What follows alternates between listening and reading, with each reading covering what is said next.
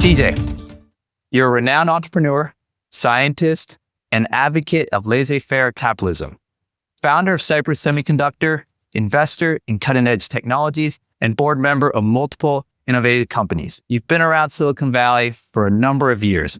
My first question for you, how is running a business today different from 30 years ago?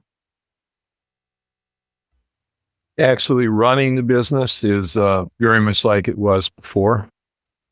The first business I ran was Cypress Semiconductor. It was my startup. It grew to be a $1.2 billion business, $1.8 billion business. I was there for 34 years. I deliberately worked at two Silicon Valley companies to train myself. I had come out of Dartmouth, then I went to Stanford, got my PhD. So then, I'm in the building, Hewlett, right? Building. So Silicon Valley, I heard about after I got here. So I started a company in semiconductors because that was my PhD. I'm a Moore's Law guy. If you ask, what is your profession when you work? The answer is I'm a transistor physicist. I take layers of atoms and arrange them to have, that's what I do. And I went all the way through Moore's Law. All of Moore's Law was just doing that over and over and over every generation, because every time you shrunk the transistor by a factor of 2, it got 4 times smaller, burned 4 times less power, and also was faster. And that's happening today with 32 CPUs on one chip. That's what I did. But when I had to run the company, I discovered it was different. I had to write a business plan. I didn't understand, I understand the math of a profit and loss, but I didn't really deeply understand it. So I wrote that. My venture capitalists helped me. They gave me some training, an MBA type guy, and I learned that. I did it in my living room in Palo Alto. At that time, I used the IBM PC, the IBM PC. I know many of you don't know what that is, but it was the first personal computer, and people talk about x86 compatible. That is the x86. The Intel chip got chosen for the IBM. And I had a spreadsheet. It was called Lotus 123. And one of the other venture capitalists built that company. So I had a spreadsheet. So I had a word processor, I had a spreadsheet, I had a computer. The things I had to wait. I mean, my computation time was annoying, but not killer, because I wasn't doing super complex stuff. And then I had to write something, get money, and then I had to execute. Nothing's changed. Nothing. One thing that has changed is the time you have to do something before it becomes relevant is much shorter. Like Cypress, the chip company, we started it, we rented a building, we got $7.5 million for which we gave away 82% of the company. We borrowed from the Bank of America back when they used to actually lend to startups. They were here. Wait, you gave up 82% of the company in one round? For $7.5 million. And I didn't really care. See, one of the things I see today is a sort of sharp dealing on the other side. If you trust your venture guys, which I did, John Doerr was on my board. He wasn't the chairman. The biggest guy was LJ7. His company was Mostech in Carrollton, Texas. They made data address multiplex dynamic random access memory, which you call RAM. And now you've got a gigabyte of RAM and whatever you carry around with you. That was invented by his company. And his company got ripped off. They went and became NMOS. They got sued. And then they went and became Boise. They went to Boise and became Micron Technology. And they make those RAMs now. And there's like 3 companies in the world that can make them. Anyway, I had all the tools I needed, a little bit slower than today. I didn't have the big computer, but we bought a DEC PDP computer when we started the company, and that ran the entire company. And you had to wait for your jobs. But all in all, it's bringing a technology, whatever it is, to market. And what you have to do is organize people to understand what it is, believe in it, and work passionately on it. And there's not that much difference. Our company, we built a fab, got a product out. Our first product company was DEC, digital equipment computer company. We got public. We went public in 37 months from the time we got our first funding. And that included building a fab. So we were ultra fast for those days. Today, that's not fast enough. So what I do all the time is, I'll say, okay, we talk about something. The guy says, yeah, we got to get that done. I go, okay, when do you think you can get that done? He said, well, let me get out my calendar. And I go, that's an inappropriate instrument. I said, look at your watch. I said, better yet, that little fiery ball right up above your head. How about the time when it hits the horizon? You have it done today. Then he thinks about it. It's a very bold statement. And he thinks about it. You really can do it by horizon time today. And you get a memo and you start looking and start making steps, the 1 week steps in one day. Then you get them to believe it. Then they know they can do it. Then you train them and really train them on how to produce results. I mean, they're better than you on the technical stuff. But the basics of starting and running a business are no different than they were in 1970. You talked about, somebody said you've been here for a long time. I came here in 1970 and I started graduate school. That's a while back. So with that just telling the people, okay, not the calendar, not the watch, but the time of day. Would that go under leadership? Would that go under a different type of management style? Or, is that now or is that then? Well, no, it's not then. I find it's leadership and it's expectation. Like, okay, there's this guy, he's successful. As a matter of fact, he paid yours and everybody else's paycheck for the last year. So he's got to be doing something right. And then you say something, I find you have to penetrate their consciousness. So you say something outlandish. See that little ball up there? And he focuses, what the hell is he talking about now? And then you say that, and then they realize it can't get done. And then their expectation of what they have to do changes. And when you finally get that to take off, then they bug each other and you don't have to do it.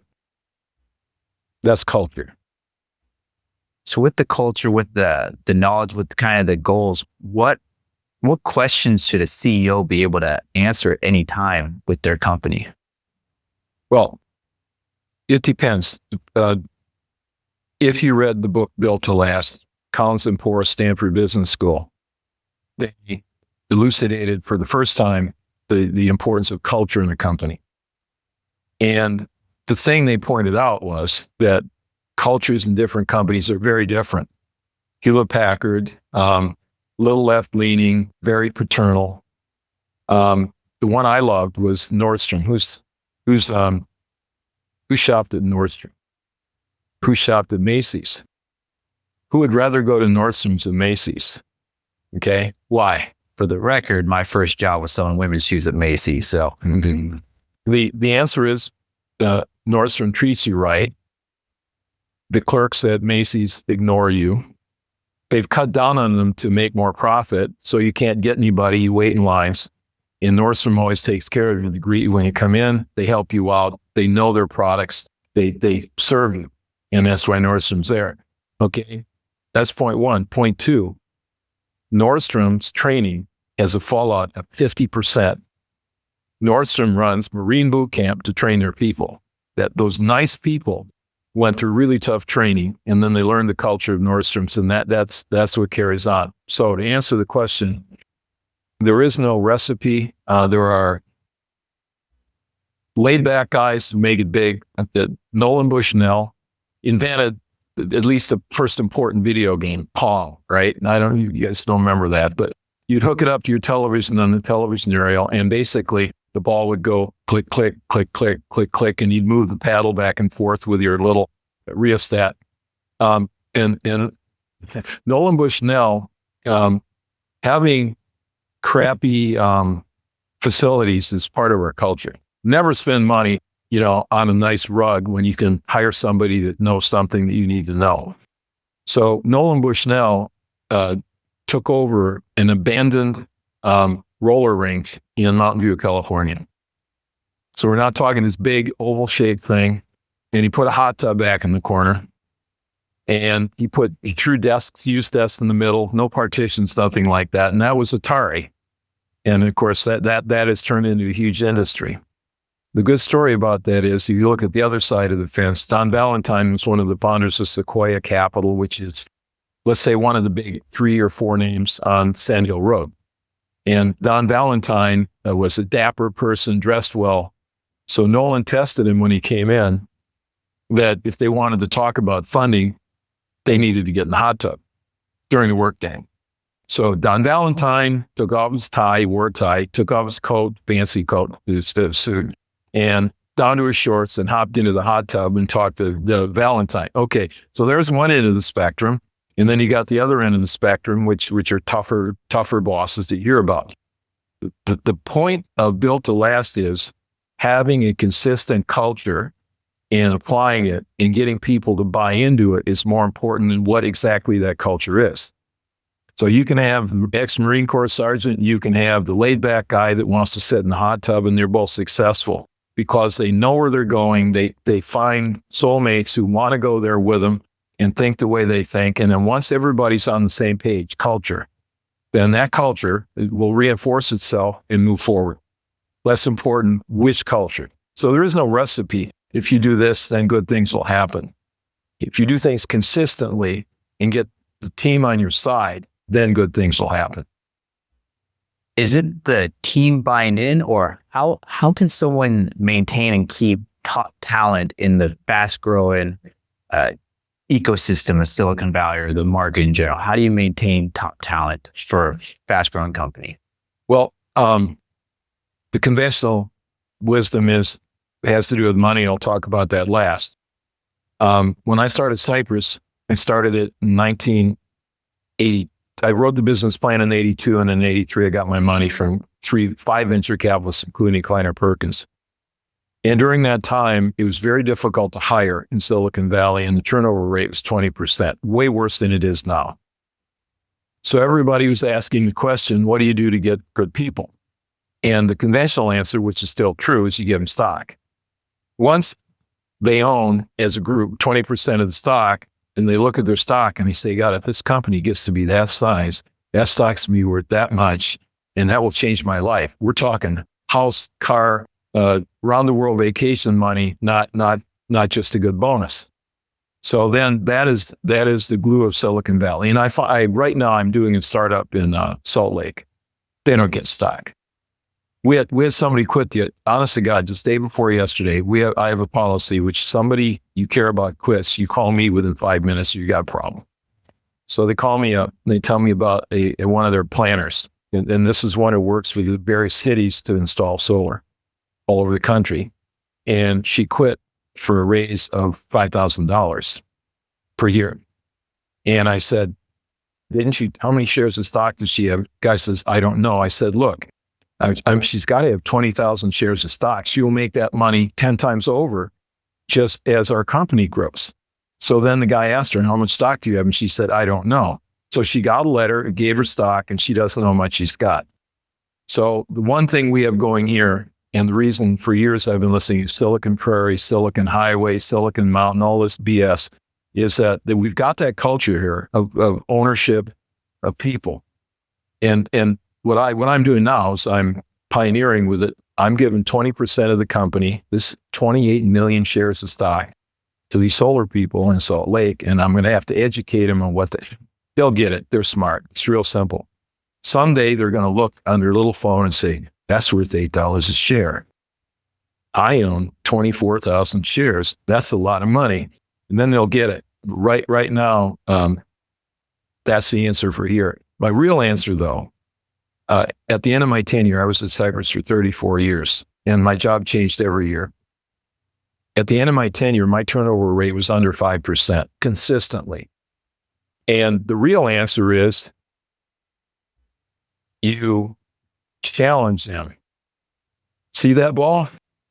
I need to know the marketing situation by the time that ball hits that horizon. And some people say, oh, he's a mean guy, he's bad, and they'll go away. That's fine. They'll find a different culture that's more suited to them. Some people say, well, I'll give it a shot. And then they'll do it. And I'll say, not bad for half a day's work. What do you think? And then they go, yep, you're right. So you challenge them. You challenge them all the time. And when they hit a new level, you challenge them to move to the next level. My wife always tells me that my history is that I promote people I don't have a glass ceiling. I propel people through the glass ceiling and they get promoted up into the atmosphere where they may or may not make it. And if they don't make it, then they can come back down one level, settle in, and at least they've had their shot. So you challenge people, you give them more responsibility than is obvious they can handle. You don't wait for all these big company milestones. And then the real thing is you have a product that's got to happen. You've got enemies you got to beat. And that's what you think about. Yeah, all this other stuff you don't think about. You only think about money if you get nailed by another company and they offer you more money. And then you have to think about that's a differential. And then you pull out, I have it there. You pull out a memo I wrote in 1997, and it said, the title of the memo is 10 Things to Do When a Valued Employee Quits. And it's a process and it's elaborate. And then they turn on that process and force them to think about where they want to be. And they make their own choice and they'll do what's right for them. And you encourage them to do what's right for them. And then if they're leaving for a reason that you can fix, you fix it. So it's pretty straightforward, getting the people on your side. The best ones want to be challenged. They don't want to be coddled. They don't want the participation award, the second grade soccer award, third grade soccer. I know, Johnny, your team was 0-8 in soccer. And I know there were 4 games when your people didn't even show up, so you forfeited the game up front. But here's this trophy just to let you know we care that you try. I don't come from that world. I like Lombardi's phrase, Vince Lombardi, legendary coach, Green Bay Packers, for you guys that don't know football. I'm from Wisconsin. And no, it's fine. And Lombardi's got a great quote. He said, if winning didn't matter, why do they keep score? And of course, businesses keep score all the time. And having a bad score means you get laid off. You go somewhere else. You had a dead end for 5 years in your career. So it's real. I'm not sure if everyone caught it, but there's a few names that you had mentioned while you're talking about people on your board, John Doerr, Kleiner Perkins, and these are legends. What was it like having them on your board? What knowledge, wisdom did they provide? What was that like? I was scared of my board. I'm a student, just came out of college, just graduate school. And I've got some people, and a few of them are pretty geeky, right? And I was worried that the board would see my people and I'd lose control. So my board meetings were me and the 3 board members. And then I started bringing in other people. And after a while, I learned that the board was an incredible asset and they helped me a lot. And I try to do that now. How was John Doerr? John Doerr was 25 years old, super geek. He was a young kid at Kleiner. He was like the young engineer who got the low-level job, which is being on my board. And he came in and he carried this big bag and he always had the latest electronic gadgets in it. And I remember his bag used to ring and buzz and there used to be noises coming out of it. And long blonde hair, skinny glasses. Pierre Lamond was the other board member. He was the founder of National Semiconductor. National is one of those hard-ass companies in Silicon Valley. Always were hard. They're manufacturing people and tough. And Pierre was French. He got imported from France to work in Silicon Valley. And he was a classic hard-ass, difficult to deal with. And I was most worried about him. Turns out he stayed on my board 14 years and he helped me a huge amount. And then my chairman's LJ7, that's Mostec, DRAM story I already told. And he's a good old boy from Louisiana, totally different. And he, I remember 2 things. We had to sell chips, right? And I didn't know anything about selling. So he brought in his VP of sales, who had just retired, and they sent me to Europe for 2 weeks. And I went to the exact right city and talked to the exact right rep all across Europe for 2 full weeks. And I came back and I had a very functional European sales force because LJ helped me. The other one was I did a business plan and he said, this looks too good. And I said, well, I had my spreadsheet, that's one thing. Without spreadsheets, it'd be calculators and pencils. I had my spreadsheets and I said, well, you can look at it. And he said, where's your working capital line? Semiconductors, right? And I go, working capital. Come a few more bars of the working capital thing. I didn't know what it was. So that's when he hired a CPA, a good guy, actually used his VP of CFO, and they trained me on P&Ls. And I'm a world-class expert on P&Ls now, but I didn't know it. So they changed my life because they helped me. Sure, they had monetary interest, and I didn't make them a lot of money, but they liked doing it. You could tell, and that's what I do now. Was there any one piece of advice that you remember this day that stands out more than anything? From those three, there were a lot of intermediate pieces of advice. I remember LJ's first thing. I was kind of disappointed. He said after the board meeting, he said, "You and I need to talk." And I said, "Okay." I'm thinking, okay, I'm not going to get the fatherly lecture. I'm 35. He's 55. And what he told me was, he said, "I don't like surprises."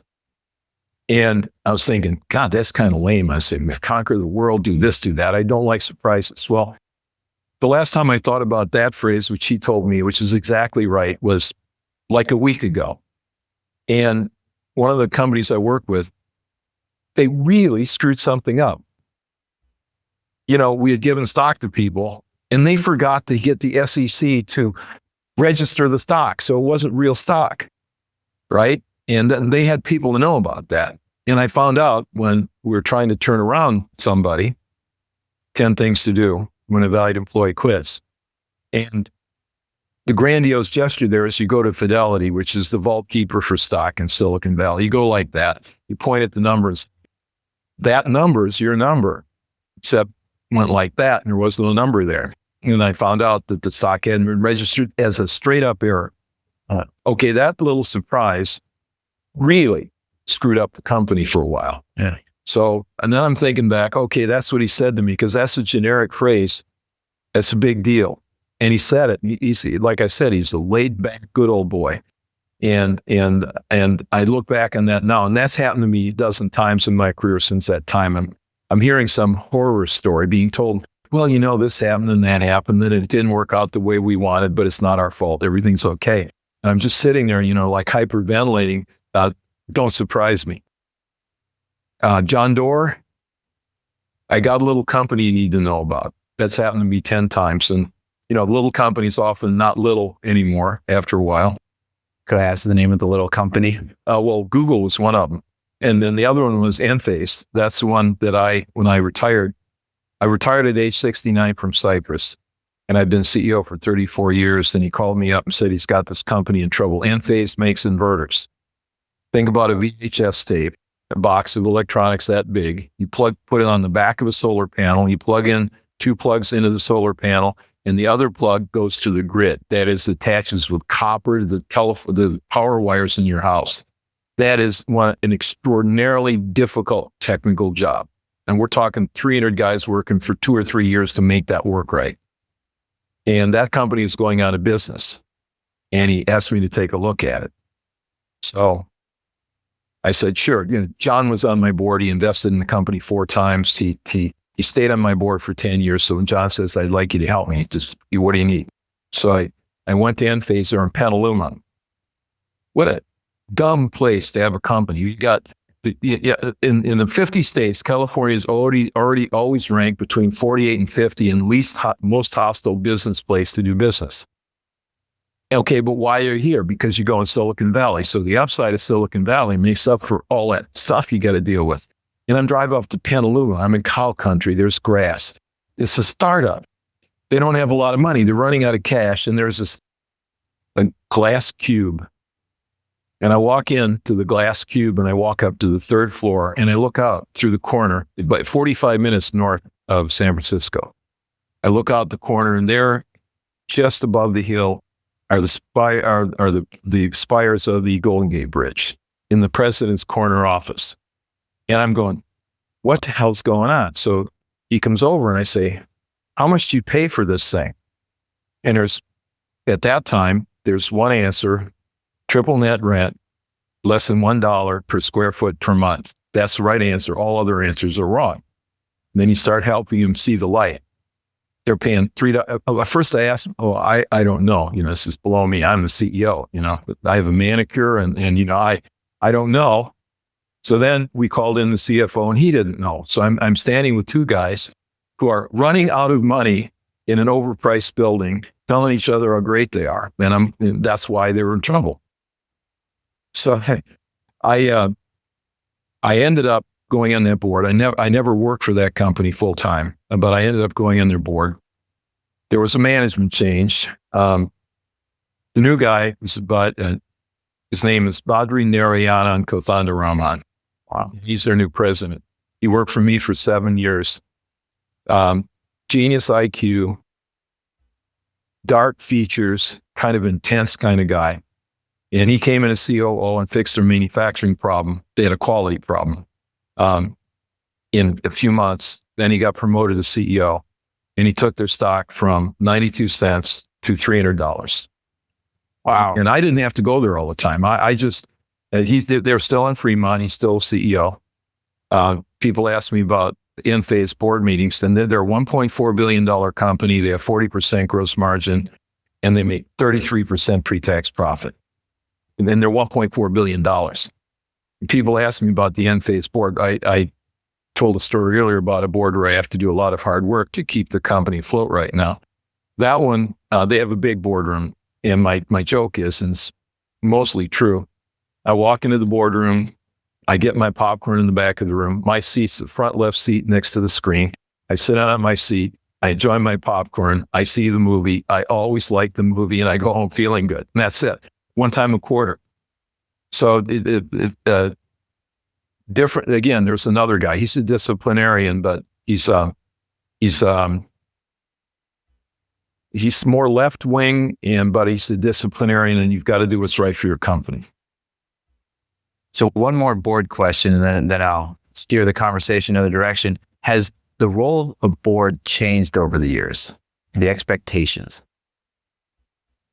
Yes and no. There are two kinds of directors. There's the ones that mail it in, and okay, what does that mean? That means I retired, and I got to have something to do, so I'll go on a couple of boards.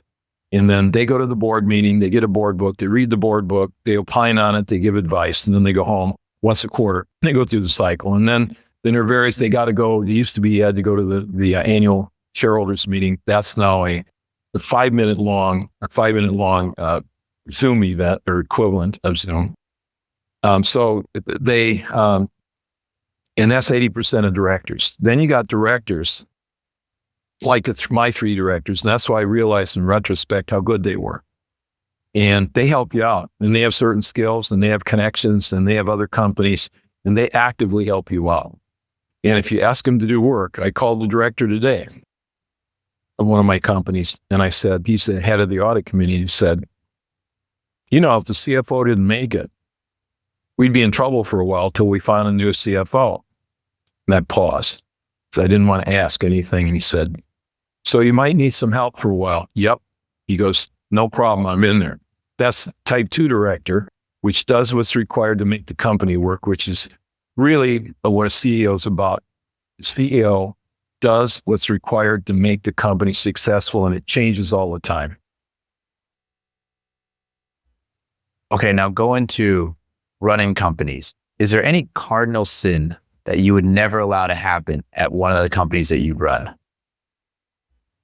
Well, you've got the obvious things, social things, but assume you're in a well-behaved group of people. One thing I don't tolerate is, and this is strange to hear it from me, I don't tolerate personal attacks.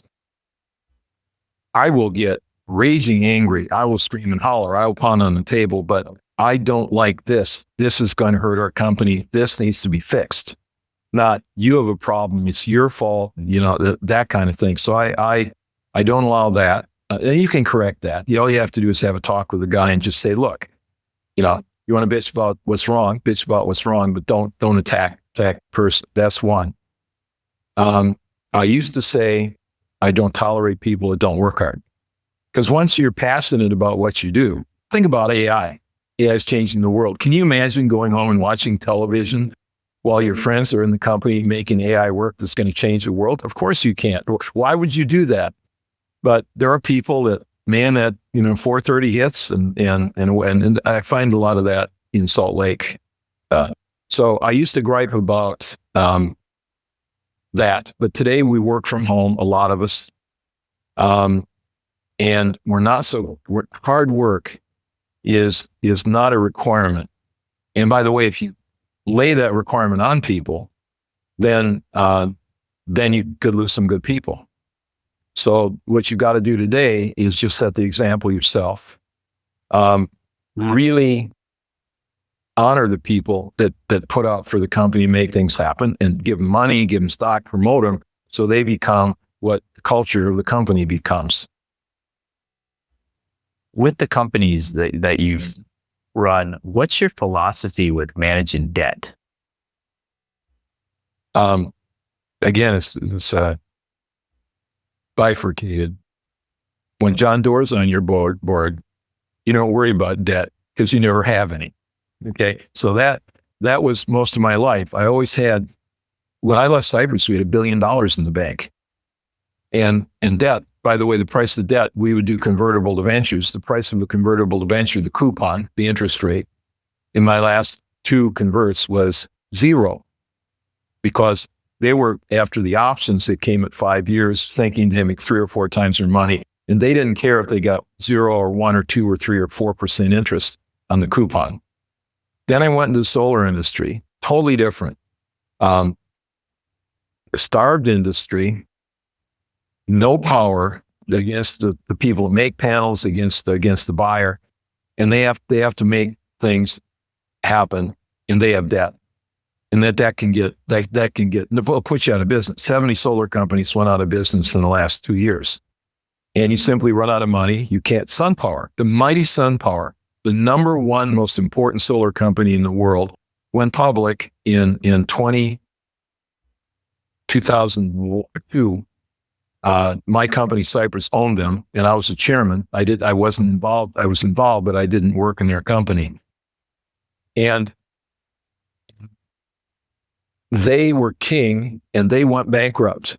I got back into solar because they called me up and said, "We know you like the company." I'd proposed a couple of times that a fat farm treatment for them because they were really bloated. I'm talking 3 times more people than they should have had. And they called me in and they said, "We're dead." And I go, "Well, how can that be?" You fight. "So how much money do you have in the bank?" And I'm thinking they have no money in the bank, $60 million. And what I saw was the bankruptcy of lawyers and all the camp followers go in and they ate the $60 million.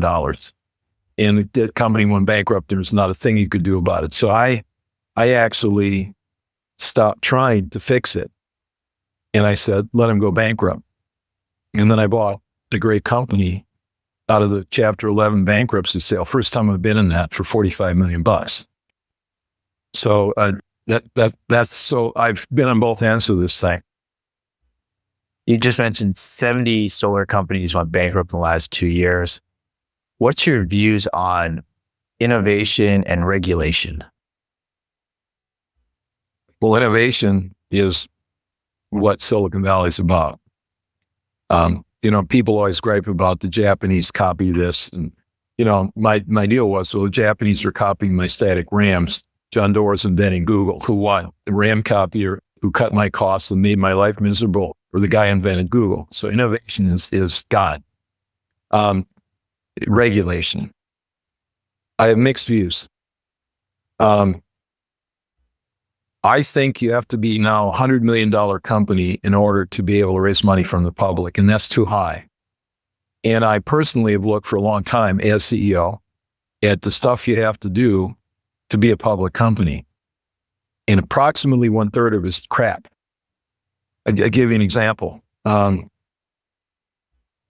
my little company, $5.5 million a quarter, bought SunPower, whose last quarter reported was $256 million. So we had the minnow swallowing the whale. And I had a special process for that. I call it the Noah's Ark merger. And basically only hired the ones we wanted. We bought the assets we wanted, and then the rest of the company suffered the fate it had earned. And that was the story. Okay, I'm having plaque moment here. So I'm telling a story about, back on the cash flow point, they couldn't make payroll and they went dead in 1 week. It was like literally switch the lights off. Wow. Nobody lent them any money because they were bankrupt and they couldn't pay people. And worse yet, they couldn't buy solar panels, so they couldn't continue their business to put panels on people's houses. Where do you think the solar industry will be in the next 10, 15 years? In 10 or 15 years, it'll still be alive and well. When I got into it because Dick Swanson at Stanford, a genius, had invented a solar cell that was twice as efficient as the second best one. 20% of the energy comes down from the sun at 1,000 watts per square meter. And 20% of that got converted directly into electricity with his cell. And when we went public as SunPower, we were the kings of that technology. Now the Chinese have wiped us out. There are no American panel companies that matter. And they've simply cut their price so you can buy a panel cheaper and you can make it even if you have an automated factory in the United States. So,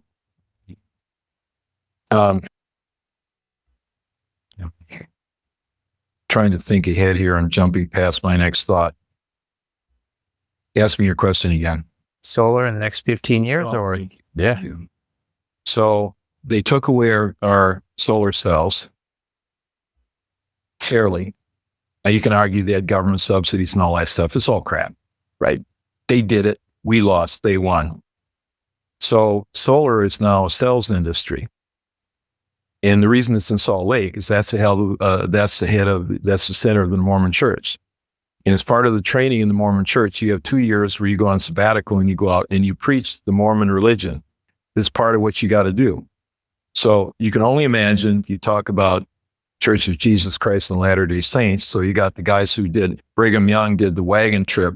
Then there was Jesus back a couple thousand years ago, and this is my new church. So you can only imagine walking around a neighborhood, getting people to try to believe that you get rejected all the time. And they become superior salesmen. Superior. And that's what the solar industry does now. They sell.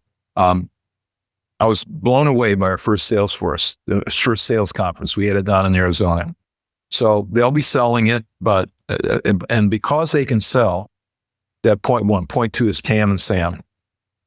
Right now, only 4% of the eligible houses in the United States have solar on them.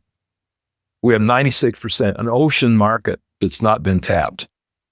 And the utilities are, at least in California here, very poorly managed.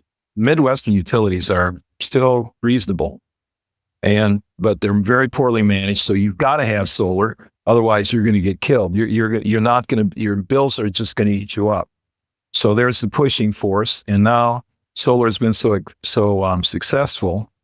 It turns out at noon on a sunny day in California, we overload the grid. That is, there's more power coming out of all the houses, back into the grid, because they're not using 100% of your power during the day, that actually destabilizes the grid.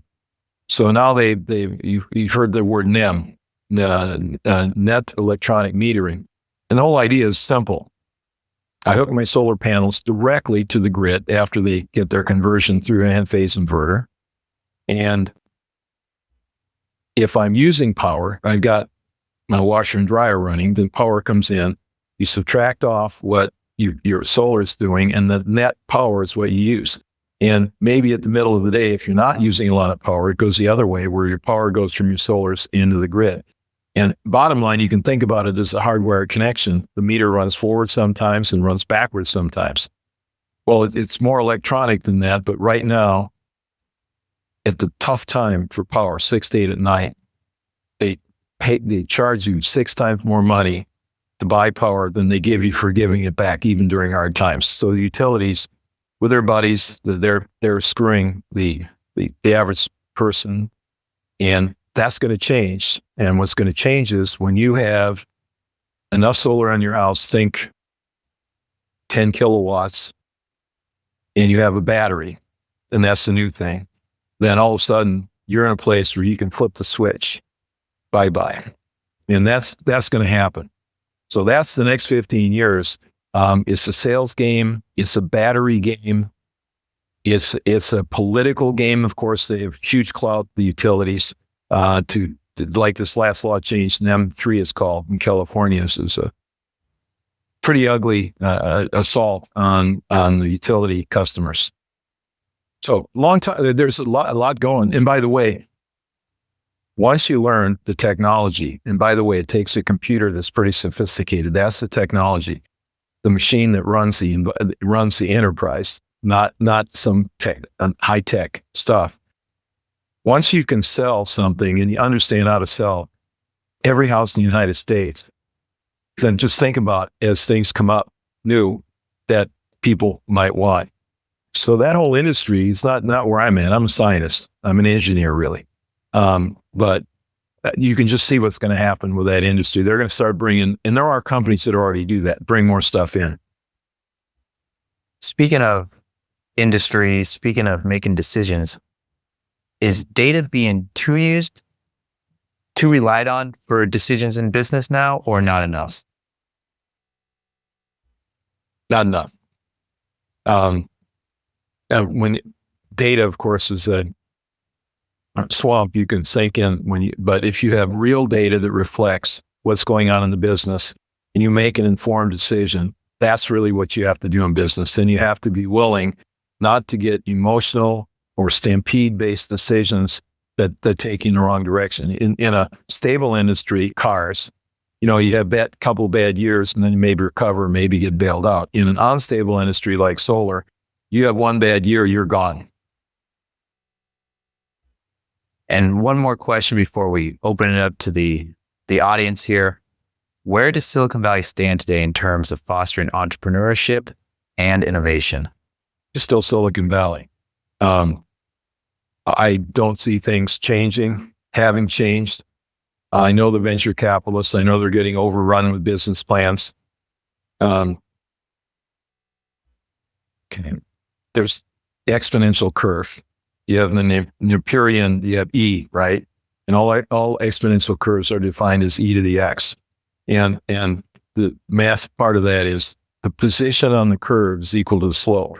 That is, if your value on an E to the X curve is twice as high, your slope's twice as high. In other words, as it gets bigger, it moves faster, not slower. And we're on that curve right now. So getting data, and more importantly, analyzing data in intelligible chunks, that's where AI is going to come in. The people who do that will win. Now, that's not to say there aren't businesses that depend on taste, like luxury goods or something else. But if you're competing with real companies in some area, you better have data and you better make data-based decisions.